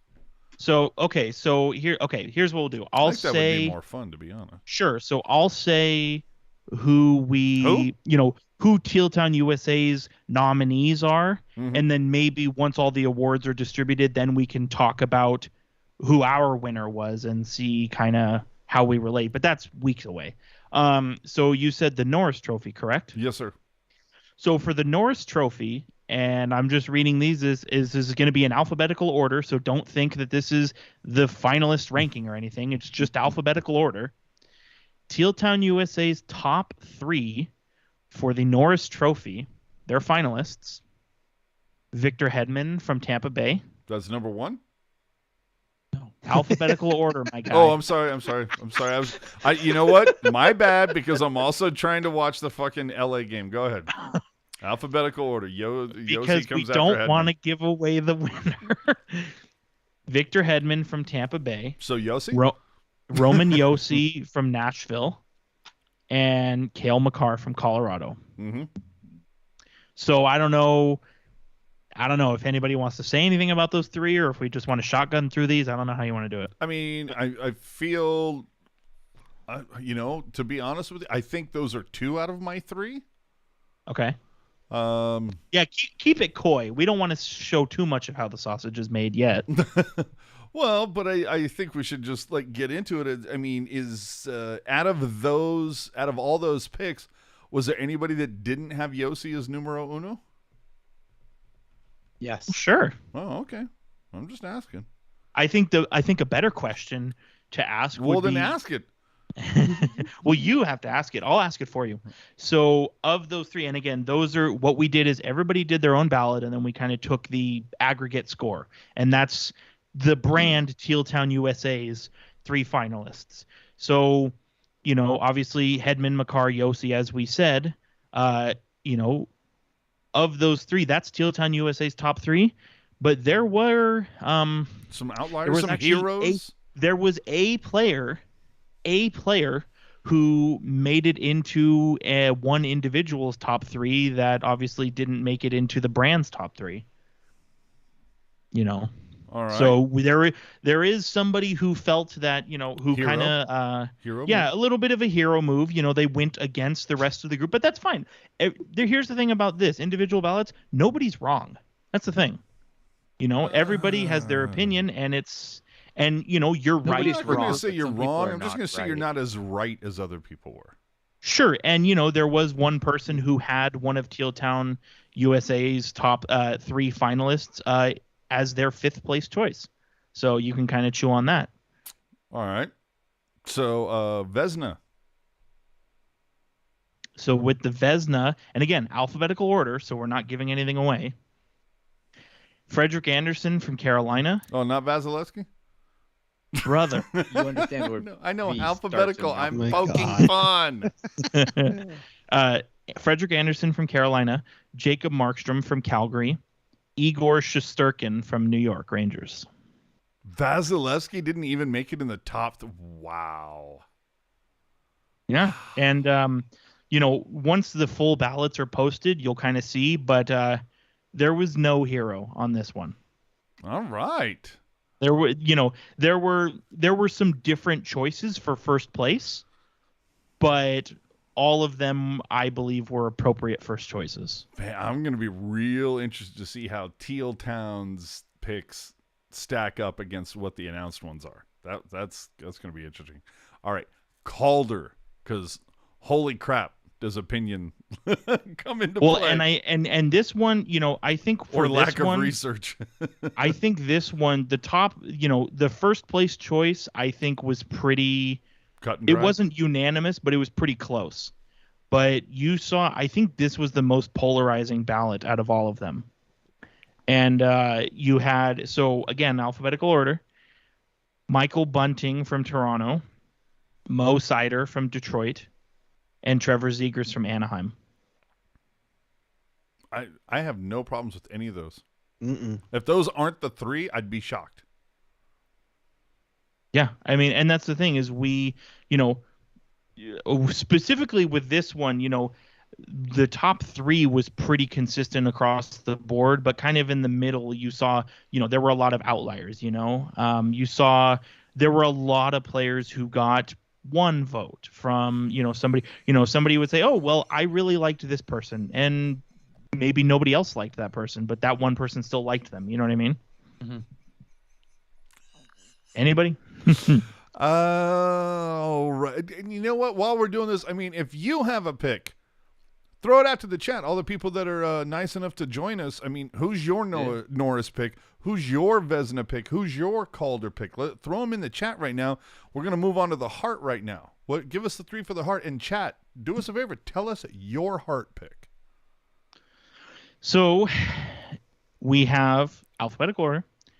Jonathan Huberdeau from Florida, Austin Matthews from Toronto, and Igor Shesterkin Connor McDavid from Edmonton. There was a little bit of fuckery there. And you Connor know what McDavid. though? And this is not me trying to be a dick at all. There may be people that are somewhat new to hockey or new to our podcast that are not aware of what these trophies represent. So we should just put it out there. Norris, best defenseman. Vezina, best goaltender. Calder, best rookie. Hart is basically MVP, most valuable player, but it seems like it's kind of like, to their team, Well, because it's weird Most because player is voted by the media. Yeah, that's the thing. So the Hart Trophy, it's weird because the Hart Trophy it's very MVP according to the media, but then you have the Ted Lindsay, which is ostensibly MVP according to the players. Right. Yeah, and we also have to put it out there that we say MVP according to the media. Remember, Kurz is a member of the media, so. But we We and love so Kevin. it's you'll see a lot of players who will win the Hart and the Lindsay in the same year because MVP is pretty open and shut. So I'm sorry, who do we have on Hart? Huberdeau, Matthews, and McDavid. Wow. And this one was pretty polarizing. I was gonna would say. Because I think I'm in my ballot. I think I might have one of those 3. So here, let's talk a little inside baseball here. So Austin Matthews is one of our finalists for the Hart Trophy. Would you believe me if I told you that multiple people had him as their 5th place choice? Absolutely. Wow. No, I totally would believe that. Yeah. All right. So this one was very polarizing. All right. And this was one. Sorry, AJ, but this was one year where there were a lot of choices for the Hart. Lindsay Award, you said was. We didn't do voting for the Ted Lindsay only because it's very players. Similar to the Hart Trophy, and we're not players. Exactly. We're also not really media, but you get the point. Yeah, and Masterton, kind of same boat. We did do Masterton, but what I did was I took so the Masterton is different where every team nominates a player, which is personally that's how I think the Hart Trophy should be. And what's every the Masterton team, for the people who don't know? Perseverance to hockey, overcoming adversity, all that only kind of if stuff. it was overcoming coaching. I don't know. Some might say that that's adversity. But so what I did was, I took the player that every NHL team nominated. I took all of them, threw it in a pool, and I said, okay, pick your top 3. And so this one is very polarizing as well. Really? But it's intentionally polarizing because the field is, it's pretty open-ended. You could make the argument that there are 32 first-place candidates. You know what I mean? Yep. Were there any that stuck out or whatever? And I have to just ask you to vamp on that for a minute because I need stuck to know. Out in which terms? Just the idea of you're talking about as polarizing, but when you say polarizing, everybody's taking their top 3. But did a lot of people get was there one person got a lot of votes, but then 2 and 3s were all over the place? You know what I mean? I'll be right back. Sure. So we had the top 3 for this for the Masterton was Brian Boyle, who's on Pittsburgh, Ryan Getzlaff, who's on Anaheim, and Carey Price, who's on Montreal. And with this one specifically, so 2 of those 3 got a lot of votes. That was pretty unanimous. But Brian Boyle and Price and Getzlaff, even though 2 of these guys got a lot of the votes, the third person had significantly less than the other 2. And there was a lot of players who had 1 second place vote, but there were so many of them. And so, the top 2, again, we're not saying who the top 2 are, but the top 2 had most of the votes. And then it was kind of just like a long list of a lot of guys who had 1 vote. All right. How about the Selke? Or nominee, I should say, whatever word you want to say. Give me the Selke. Selke. Best defensive forward. Yeah, the Selke. So we've got no heroes. No, this one is actually pretty. Heroes, no. This one was obvious and it was really close. So Sasha Barkov from Florida, Patrice Bergeron from Boston, Ryan O'Reilly from St. Louis, and actually. Similar to the Masterton Trophy, really quick. Okay. Similar to the Masterton Trophy, you had 2 guys who kind of ran away with it, and then the third guy and everybody else were kind of, after a lot of space. Was Kopitar 4th? I can neither confirm nor deny. All right, Lady Bang. But what I will tell you is Kopitar did get votes. All over the place. There wasn't one specific place, first, second, third, fourth, fifth. There wasn't one specific ranking that he got. He got a little bit of everything. All right. Lady Bing, what's it for? Lady Bing is kind of like the nice guy award. This guy's really. Marleau never won this, I will not know. He was nominated twice. Yeah. He was only nominated twice, I will not know. And so this one, we saw a lot of people who got a vote, or I should say who received a vote, like a lot of players who got 1 vote from a bunch of different people. And so it's pretty open-ended here, but your top 3, you're looking at Josh Bailey, Kyle Connor, and Ryan Pulock. And again, I'm not going to say which one. We'll obviously get into that later, but the winner of the Lady Bing, not even close. Not even close. All right, finally, the Jack Adams. And this is for? Coach of the Year. Oh, Mylanta. So Coach of the Year, again, top 3. Andrew Burnett, Florida, Gerard Gallant, New York Rangers, Daryl Sutter, Calgary Flames. Wow. And this one, Wow. very similar to the Masterton, very similar to the Selke, where the top two were in a class of their own, and then number 3 and everybody else were a bit lower. Yeah. Oh man. Yeah, kind of like there's only a third place nominee because we have to have a third place nominee. All right. Well, that was fun. I can't wait to see. Again, the words are going to be announced day by day over the next 2 weeks. But if you want to know what the peeps from Teal Town, USA think,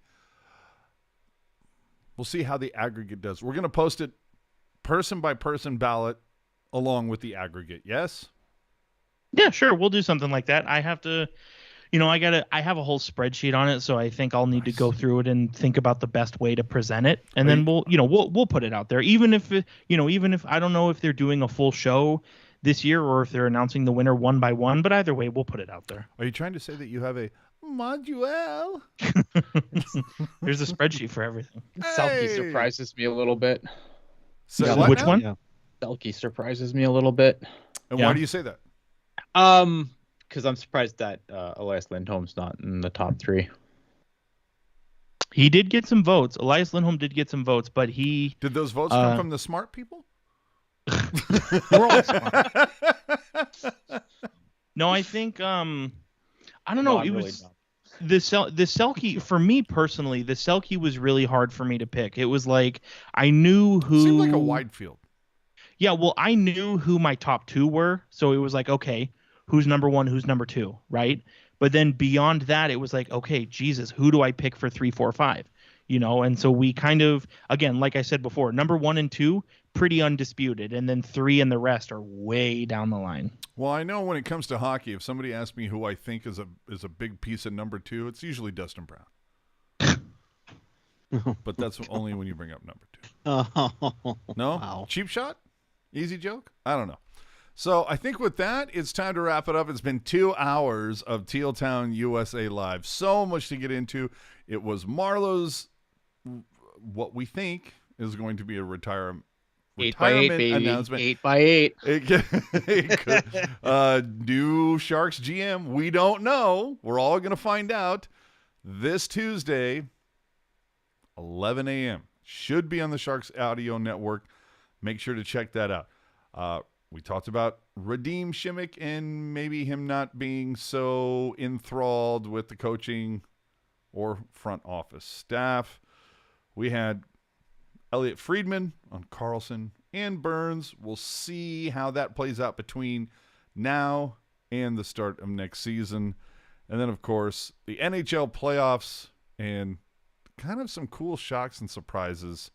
I'm still a little tilted that Florida does not have the lead in that one. And then, of course, the NHL award pick. So with that, of course, we want to encourage all of you once again to please, hey, hit the subscribe button. Follow us on the social media. There's so much to choose from. If you ever want to support us during a live show, you can use the super chat option. If not, hey, you're on a delay. It's all good. Hit us up on Venmo. Little something in the tip jar at Teal Town USA. So with that, I think it's the best opportunity in the world. And yes, I said opportunity, not chance, not look. Oh boy. But this is the chance for your famous last words. We will start with one, Mr. Buckeye. Well, thank you for having me. I'm not used to being on Sunday nights at 7, so I appreciate you guys. Yeah, Ian. Okay, you. No. Go ahead. But I will say, almost made Ian spit it. I almost made him spit it. we will be doing a live reaction to the NHL Draft Lottery on Tuesday night. So be on the lookout for that. So yes, hit that subscribe button, hit that notification bell. Currently, to let you know Sharks when 3%. Yes. 3%. Yes. They are in the 11th spot, so they have a chance to win the lottery for the first time ever. There's also a chance that they could be picking as far as 13th, but again, slight chance. Everybody Buckeye listening 14 to on this Twitter. podcast has a chance to win the lottery for the first. Exactly. Yeah. Puck Guy 14. Okay, Ian, your famous last words. Famous last words. I got COVID. I lived. Thank God. Ironic that it's famous last words there. Famous right? last words. Yeah, Yeah. no, No, they it's were like- not my yeah, last if words. you had got COVID and didn't live, would you be here right now? I don't know. Maybe. You never know. Be floating like that hockey jerk ghost right up here. Right here. Right. Oh, jeez. Yeah, I mean, look, it's going to be an interesting summer for the Sharks. I feel like, we say this every year, but this year is going to be no different. And we're going to obviously we're going to keep pumping out content because that's what we do. So like Puck Guy said, we got like live reactions coming up to draft lottery. And obviously as news happens, we'll fix it. If it breaks, we'll fix it. Yeah, as it breaks, we'll fix it. And yeah, I mean, so obviously stay tuned. More of this to come. This is not a one-off. There'll be more of this, I promise. And finally, Mr. Senor Jerk.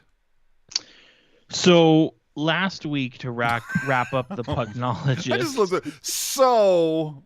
we announced a contest for 2 jerseys. I don't know. Remember what jersey? AJ will tell you. The Teal together, the fan appreciation jerseys. Go ahead. Yes, the hold hands and hug and kiss jerseys.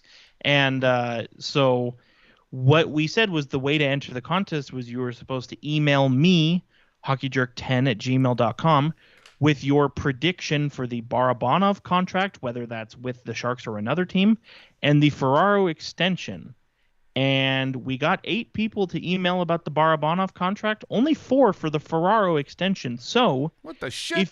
If you're interested in one of the the jerseys that was inspired by our own Puck Guy 14, you need to send me an email with your prediction for those 2 contracts, and whoever is the closest. Is that correct, by the way? Yeah, looks good.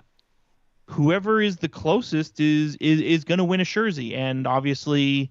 Probably what we'll look at is we'll probably look at, okay, who's got the years correct. And then from that group of people, who's the closest on the dollars. And if nobody has the years correct, then we'll go straight to the dollars. And if nobody's even close, then, maybe we'll do a runoff. Who knows? But that's the contest. I know AJ's wife is just desperate for the closet in that room to be emptied. So please send me your emails. My wife.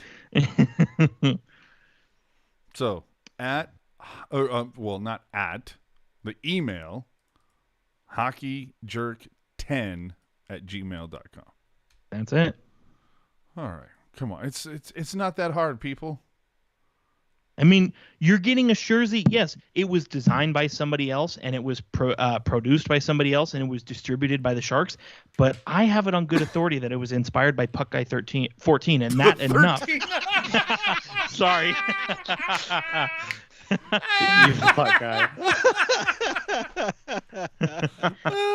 I blame the chat. I blame Al. He said 13 in the chat. It messed me up.